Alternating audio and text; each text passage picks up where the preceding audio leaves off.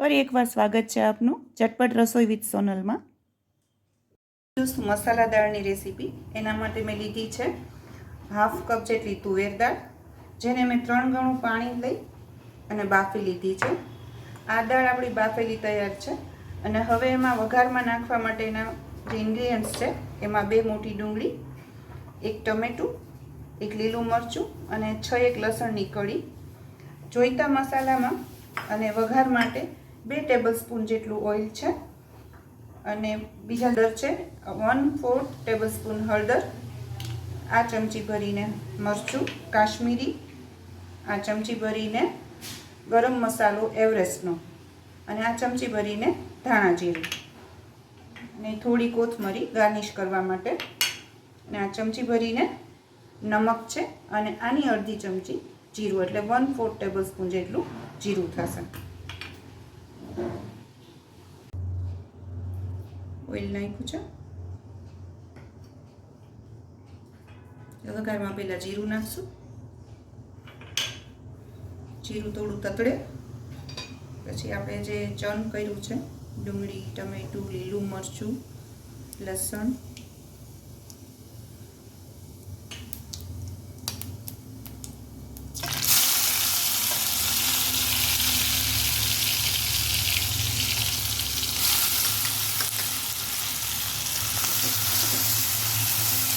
થોડી વાર આપણે આને સોતરશું।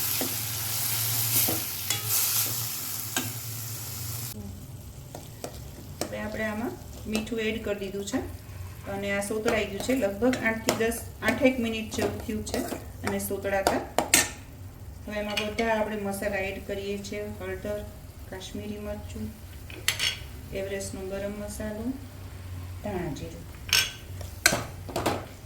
થોડીક વાર આપણે અને મિક્સ કરી દઈ ને પછી આમાં આપણે દાળ એડ કરશું।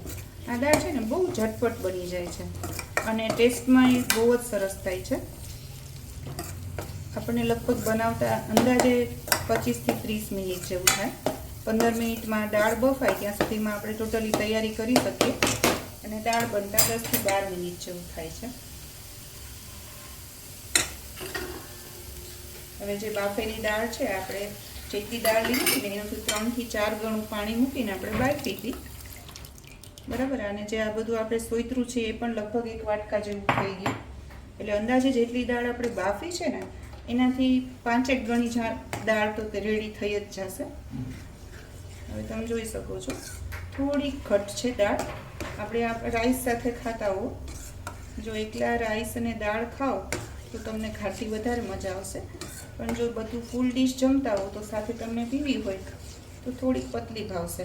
અમે થોડીક આનાથી પતલી બનાવીએ છીએ, એટલું પાણી એડ કરું છું અને હવે આપણે 3 થી 4 મિનિટ જેટલું આપણે એને ઉકાળશું એટલે દાળ રેડી થઈ જશે।